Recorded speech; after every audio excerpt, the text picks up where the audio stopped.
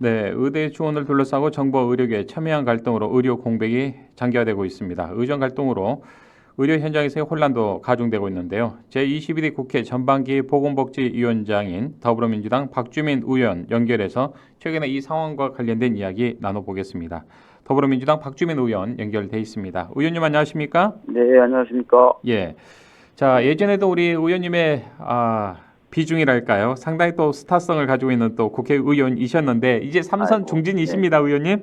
네, 그렇습니다. 예, 예. 여러 가지로 좀 느낌이 다르실 것 같은데 소감 한 말씀 듣고 오늘 본론 들어갈까요? 일단은 삼선이 되니까 당연히 이제 국회 운영 원리라든지 예. 이런 것들은 잘 알고 있는 상황이 됐고요. 반면에 이제 삼선이 되면은 상임위원장부터 좀 여러 가지 이제 책임지는 위치에 있게 됩니다. 저 같은 경우도 방금 말씀하신 것처럼 보건복지위원장이 됐고요. 예. 그래서 좀 더 국회가 생산적이고 효율적으로 좀 움직여서 필요한 역할을 좀 하는 거, 또 성과를 내는 거, 예. 이런 고민들을 지금 많이 하고 있습니다. 예. 네. 자, 정부와 의료계의 갈등 이 국면에서 굉장히 중요한 국회 상임위원장직을 맡게 되셨는데 주위에서 어떤 말씀들을 또 주로 많이 하시던가요? 뭐 평상시 제가 이제 사회경제적인 문제에 관심이 많았고, 특히 그러시죠. 을지로위원장 하면서 현장에 방문해서 그런 또 발언이나 또 네. 그런 문제 해결에 노력을 해왔다 보니까 일단 뭐 잘 어울린다 뭐 이런 말씀을 해주시는 분들도 계셨고요. 네.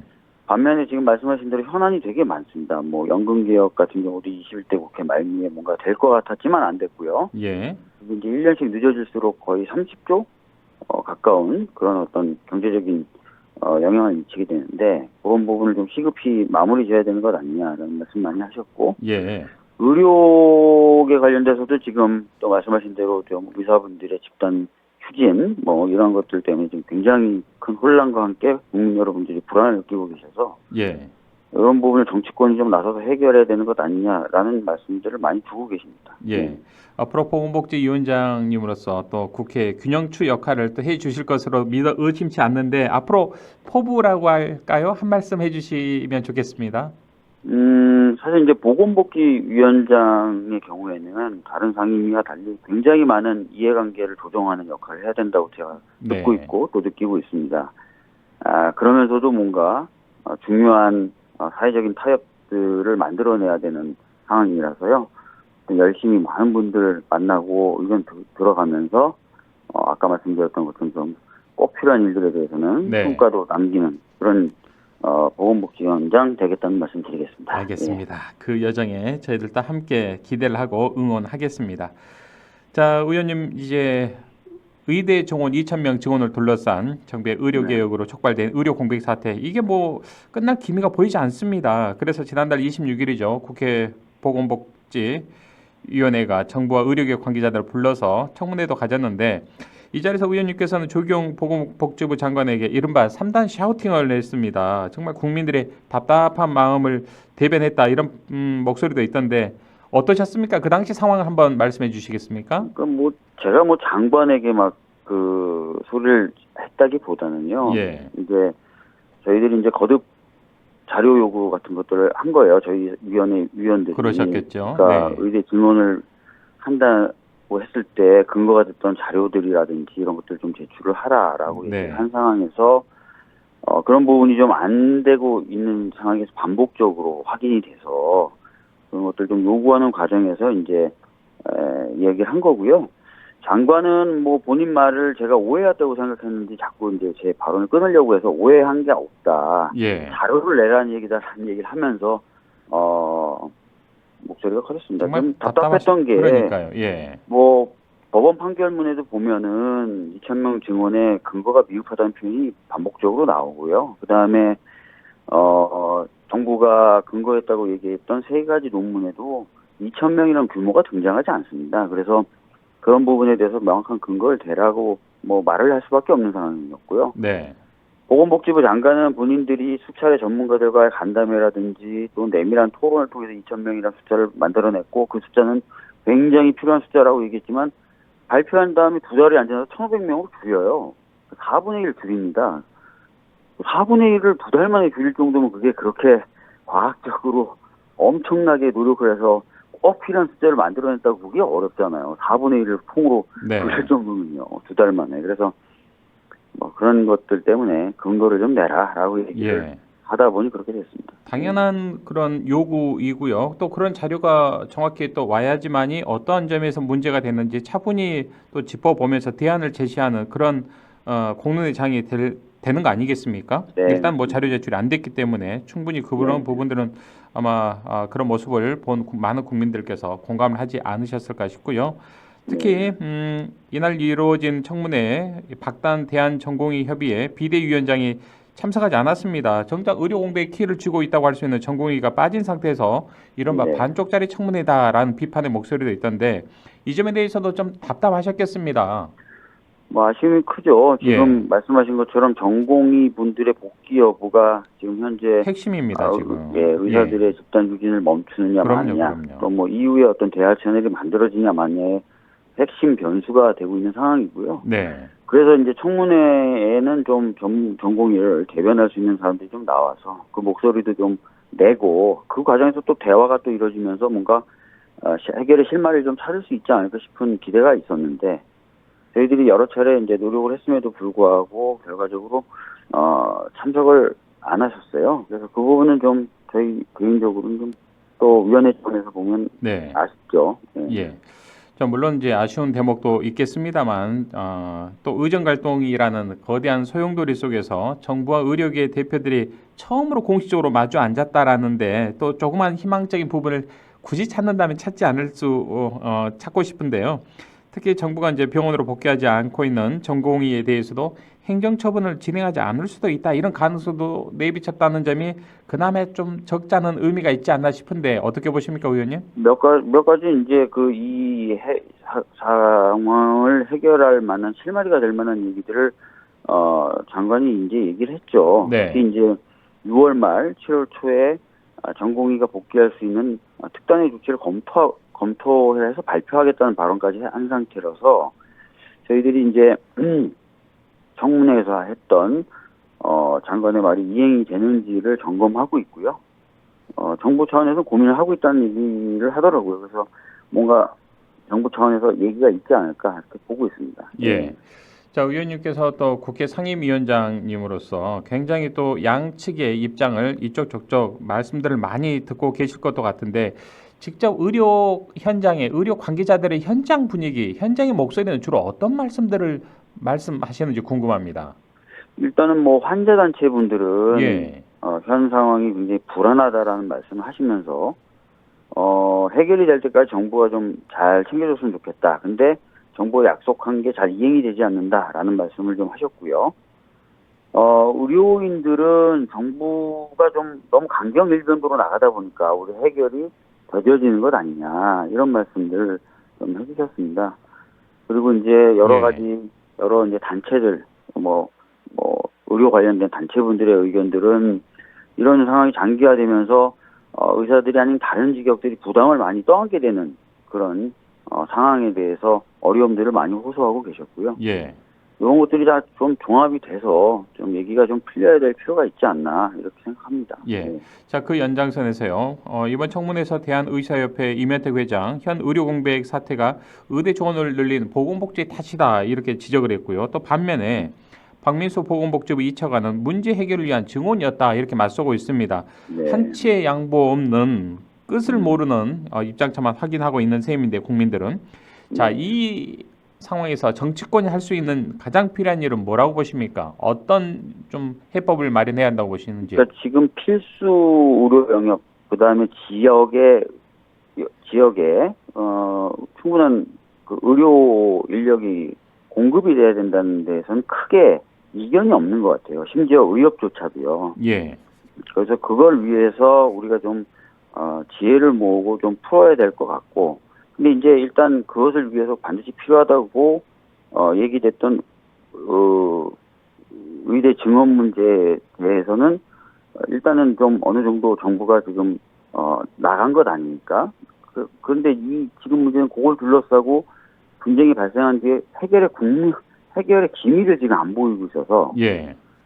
전반적으로 아까 말씀드렸던 대로 국민분들이 굉장히 불안해하시고 또 이게 자칫 잘못하면은 정부가 생각했던 목표도 달성하기가 어려워지는. 그러니까 예를 들어서 전공 인턴이나 레지던트들이 복귀 안 하면 그 연속적으로 그 의료 교육에 영향을 미친다는 거예요, 그게. 그래서 증언을 하고 싶어도 증언하지 못하는 그런 결론을 또 나올 수도 있다는 거예요. 장관도 그걸 인정하더라고요. 예, 그래서 이런 문제를 그러면 빨리 좀 어떻게 좀 잘 풀 수 있는 실마리를 제공해야 되는데, 안타깝게 지금 현재 정부와 의료인들 간에는 신뢰가 많이 붕괴됐고 그동안 대화도 잘 안 됐었던 것 같아요. 그렇습니다. 예. 그래서 그러면은 정치권이 할 수 있는 역할은 이런 대화를 좀 복원하는 역할을 좀 해야 될 것 같고요. 그래서 저희들이 거듭 그때 청문회 때 장관이나 또는 단체들한테 얘기했던 게 정부를 포함해서 국회에서 한번, 그러면 국회에서 여야가 다 있고 하니까 국회에서 여러 단체들이 좀 테이블에 앉아가지고 얘기를 해보는 건 어떠냐, 이런 제안들을 청문회 때 이제 네. 몇 차례 했었거든요. 그러니까 그런 식으로 뭔가 대화의 실마리, 대화의 물꼬를 좀 트는 작업들을 정치권이 좀 해야 될 것 같습니다. 예. 또 이렇게 장을 마련하면 양측에서도 본인들의 목소리만 좀 내세우지 마시고 한 발 한 발 좀 떨어져서 객관적으로 좀 이 문제에 대해서 접근하고 대화를 좀 했으면 좋겠습니다. 결국에는 피해자는 우리 국민들 아니겠습니까? 피해를 보는 측은요. 사실 뭐 예. 국민분들이 많이 아쉽습니다. 불안해하셔서 예, 이런 예. 부분이 좀 빨리 해결돼야 될 필요가 있죠. 그러니까요. 이게 지금 보건복지위원회가 비단 이 의료 공백 사태에 대한 현안만 있는 게 아닙니다. 앞서 말씀하셨습니다만 21대 국회에서 논의를 하다 중단됐던 연금 개혁 관련되는 이 문제도 굉장히 네. 중요한 또 핵심 현안인데, 네. 자, 국회 보건복지위원회 소속 더불어민주당 의원님들 중심으로 연금 개혁과 관련한 공부 모임을 시작했다고 들었습니다. 어떤 분들이 참여하고 계시는지요? 뭐 지금은 뭐 저희 보건복지위원회에 소속돼 있는 의원님들이 주로 지난 21대 때 논의됐었던 여러 내용들과 함께 예. 그동안 사회적으로 제기되었었던 문제들에 대해서 공부를 하고 있고요. 이런 것들이 이제 아마 토대가 돼서 예. 22대 때는 21대 때보다 좀 더 속도를 내가면서 연금 관련된 얘기를 할 수 있지 않을까 싶습니다. 예. 네. 자, 그렇다면 어떤 지향점을 가지고 어떤 방향성으로 이번 22대 국회에서는 연금 개혁과 관련된 논의 이루어져야 한다고 보십니까? 글쎄요, 뭐 내용적인 측면까지 뭐 다 제가 말씀드리기는 어려운데요. 예. 미래 프로세스로 보면은 정부하고 여당이 이제 그 당시에 21대 말미에 저희들이 모수개혁하자고 했던 부분에 대해서 거부를 하면서 구조개혁도 같이 논의를 해야만 된다라고 얘기를 한 거 아닙니까? 그렇죠. 그러면 당연히 정부와 여당이 책임을 지고 책임감을 가지고 본인들이 생각하는 구조개혁안을 가지고 와야 될 겁니다, 아마. 그죠? 예. 그걸 놓고 이제 토론을 해야지, 뭐 아무것도 없는 상태에서 구조개혁을 얘기하자라고 하는 건 그럼요. 기임한 거니까요. 네네. 특히 또 정부가 당연히 이제 구조개혁 관련된 입장을 가지고 있을 테니까 일단은 좀 그걸 갖고 와봐라라고 해야 될 것 같습니다. 보건복지위원회 차원에서는. 예.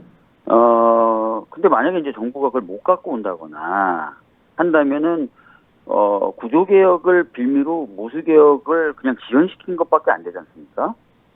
네. 그러면은 모수개혁이라도 해야죠. 지난번에 우리 당에서 또 대표님이 얘기한 소득 대체율과 보험료율 관련된 부분이라도 저희들이 해야죠. 그리고 뭐 구조개혁하고 꼭 뭐 병행하면 좋긴 좋지만 모수개혁 먼저 하고 구조개혁 해도 되긴 되는 거거든요. 그러니까 예. 뭐 하여튼 저희들은 약간 그런 식으로 좀 가닥을 잡아야 되지 않을까 싶습니다. 예. 자, 지금 여러분께서는 더불어민주당 박주민 의원과의 이슈판을 생방송으로 듣고 계십니다. 5234번을 쓴 애청자님께서 박주민 의원님께서 평소에 온화한 분으로 유명하신 분인데 오죽하면 언성을 높이셨겠습니까? 10분 이해가 가고요. 답답하시겠지만 의료 정상을 위해서 애써주시길 바랍니다 하셨고요. 이영진 빈체시원님께서는 유튜브 댓글을 통해서 방송 잘 듣고 있습니다. 또 응원의 문자 함께 보내주셨습니다. 자, 의원님, 이번에는 좀 화제를 바꿔서 더불어민주당 전당대회 이야기를 나눠보죠.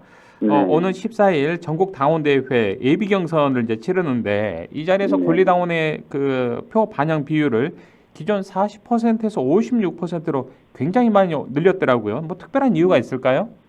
이 얘기는 사실 역사가 좀 있는 이야기입니다. 네, 네. 저도 이제 최고위원을 초선 때 했었는데 그때도 제가 예. 이런 방향으로 좀 가야 된다라고 주장을 했었고 저의 어떤 공약 중에 하나였고요. 네. 이후에 이제 조금씩 개선됐던 건데 무슨 얘기냐면 원래 이제 당원과 대의원이 있는데 대의원 제도를 둔 이유 중에 하나가 당원 숫자의 불균형을 좀 커버하겠다. 뭐 이런 취지도 있었던 거지 않습니까? 예를 들어서 그렇죠. 예. 죄송한 말씀이면 사실 이제 호남 쪽에는 당원이 많고 예. 경북이나 경남 지역은 당원이 적고 그러면 이제 약간 그런 것들을 대의원 숫자로 맞춘다든지 뭐 예. 이런 식으로 조정을 하는 역할을 했던 건데 네. 처음에 이 제도를 설계할 때는 대략 대의원 한 표가 권리당원의 한 20표 정도의 가치를 가지는 무게를 가지는 정도로 1대 설계를 20의 했다는 비율 거예요. 정도로요. 1대 20의 예. 비율로. 예, 예. 근데 제가 최고위원 나갔을 때만 해도 1대 60몇 이 정도 아. 이렇게 벌어진 거예요. 왜냐하면 당원은 계속 느는 거지 않습니까? 당원 그렇죠. 숫자는 계속 늘고 대의원 숫자는 그 정도 묶여 있으니까 그렇게 되는. 예. 그러니까 이게 사실은 당원들의 발언이 급격히 약해지는 오히려 그러겠네요. 문제가 발생을 하고 반면에 이제 당원들의 직접 참여 욕구나 참여 욕구는 굉장히 높아지고 그죠? 그러니까 이 불균형이 이제 해소돼야 된다라는 얘기가 계속 나왔고 그래서 차츰 조정해 왔던 겁니다. 그래서 이번에 한 1대 20 정도로 맞춘 거죠. 예, 원래 그나마도. 이제 설계 개념으로. 예, 예. 예. 아하. 자, 이렇게 또 이게 어느 정도 당원들의 비중을 높인 이유가 또 대의원들의 표의 등가성으로 봤을 때 표의 왜곡을 방지하겠다라는 취지도 좀 깔려 있는 것 같습니다. 그런 거죠. 예, 그러니까, 대의원만 잡으면 되는 거 예. 아니겠습니까? 쉽게 말하면. 예. 예, 예. 예전에는 제가 뭐 최고위원 할 때도 보면은 대구나 이런 지역에 가서 전체 카페를 빌려서 당원들이 자발적으로 모여서 미팅을 하고 나오면 한 분이 그래요. 예. 대의원 한 명 만난 거하고 비슷합니다. 이러면서 이거 좀 문제가 1대 있잖아요. 60에. 그럼요. 예. 예, 당연히 이건 좀 개선돼야 될 대목이고요. 자, 이번에 권리당원의 표 반영 비율이 확대된 것 외에 좀 국민들이 관심 있게 지켜볼 만한 그런 룰이 바뀐 게 있다면 어떤 점이 있는지 좀 몇 가지 짚어주시면 좋겠습니다. 뭐 언론에서 많이 다루는 거는 크게 예. 이제 두 가지죠. 이제 대표 예. 대표의 사퇴 시기, 어떤 네. 선거가 있을 때 사퇴 시기 관련된 부분하고 그다음에 검찰이 기소했을 때 그러면 당연히 이제 뭔가 당직에서 배제되는 거냐, 뭐 예. 이런 부분, 이런 것들이 이제 논의됐었는데 사실 두 논의 다 역사가 오래된 논의들이에요. 예. 그래서 뭐 특별히 이번에 새롭게 갑자기 없던 논의를 만들어냈거나 또 논의가 전혀 안 돼 있었던 것들을 갑자기 뭐 의결했거나 그런 건 아니다라는 말씀 드리겠습니다. 예. 자, 더불어민주당도 전당대회로 이제 준비가 이제 시작되고 있고 또 반대죠. 국민의힘도 전당대회 막을 올리고 차기 대표 선출에 치열하게 경쟁을 하고 있는데 이번에 좀 출마한 당대표 후보들, 국민의힘 당대표 후보들에 대해서 어떻게 좀 보시는지 궁금합니다. 글쎄요, 뭐 사실 지금 나온 당대표 군들을 보면은 이제 많은 국민들이 그런 생각을 하실 것 같아요. 과연 윤석열 대통령과 어느 정도 선을 그을 수 있는 인물인가를 기준으로 보고 있는 것 같아요. 본인들도 그걸 기준으로 내부에서도 나누는 것 같아요. 누가 친하냐 안 친하냐 뭐 이런 식으로 그죠? 예. 근데 이제 기존에 이제 총선이나 이런 것들을 보면은 대통령에 대한 어떤 국민적 지지도가 매우 낮기 때문에 당정 관계가 좀 지금처럼 수직적인 관계에 묶여 있을 경우에 국민의힘이 뭔가 힘을 발휘하기는 어려울 거다라는 평가가 있고 실제 총선도 좀 그런 결과를 낳지 않았습니까? 예. 그래서 당대표 후보들도 보면은 이제 그런 기준에서 보면 될 텐데 실제로 제가 봤을 때는 결과적으로는 큰 차이가 없을 거다. 지금 나와 있는 후보들이 네. 그런 그렇게 보고 있습니다. 예. 자, 그 중에서 이번에 출마한 후보 중에서 한동훈 전 비대위원장이 대법원장, 대한변호사협회 등의 이른바 제3자 추천 방식의 최혜병 특검법 발의를 밝혔습니다. 이 점에 대해서는 어떻게 좀 생각을 하십니까? 제가 대표 발의했고 예. 당론으로 지정돼서 통과됐다가 이번에 이제 대통령 거부권으로 무산됐던 최혜병 특검법이요. 예. 대한변협이 추천하는 거예요. 대한변협이 4명 추천한 걸 민주당이 줄일 뿐입니다. 예. 근데 그것도 거부됐는데 지금 또 대한변협 추천을 얘기하잖아요. 그러니까 예. 제가 보기에는 큰 실의가 없는 얘기를 하는 거다. 예. 눈속임이다. 이렇게 보시는군요. 예. 대법원장이 추천하는 거는 어떤 문제가 있냐면요. 네. 대법원은 결과적으로 수사가 돼서 기소된 사건을 판단한 심판이에요. 심판은 빠져야 되는 거 아니겠습니까? 그 심판이 여기서는? 근데 수사하는 기관을 추천하라는 아하. 거는 법리적으로도 문제가 있어요. 그래서 예. 대한변협이 추천하는 건 이미 민주당이 박주민이 발의했지만 안 돼. 거부한 법안인데 그걸 또 들고 나온 거고. 네. 대법원은 아까 말씀드렸던 대로 심판과 선수의 관계. 그렇네요. 예. 예. 상당히 좀 어폐가 있는데 한동훈 전 비대위원장도 법대를 나온 분이신데 또 아니 그래서 예. 많은 이제 사람들이 어떤 좀 내막 뭐 복선을 깔고 있을까요? 예, 한동훈 비대위원장 이 제안은 예. 시간 벌기용이다. 아하. 뭐 별 의미 없다라고 평가하는 거죠. 아, 그렇군요. 예. 어차피 해도 또 되지도 않을 건데. 예. 네. 자, 앞으로 22대 국회 개원과 함께 또 지역민들로부터 많은 또 사랑을 받고 기대를 받고 있는데 끝으로 방송 듣고 계신 우리 광주 전남 지역민들 청취자분들께 한 말씀 주시고 오늘 인터뷰 마무리했으면 좋겠습니다. 예, 항상 뭐 많은 관심을 가져주셔서 너무 감사하고요. 최혜병 특검법, 뭐 최혜병 사건에 대한 국정조사 등을 통한 진상규명에 매진을 하겠다라는 말씀 드리겠고요. 그 다음에 많은 국민들이 불안해하시는 최근에 의료 공백에 따른 부분 이런 부분도 어떻게든 좀 빨리 마무리될 수 있도록 노력하겠다는 말씀 드리겠습니다. 예, 알겠습니다. 오늘 좋은 말씀 여기까지 듣겠습니다. 고맙습니다. 예, 감사합니다. 지금까지 더불어민주당 박주민 의원과 함께했습니다.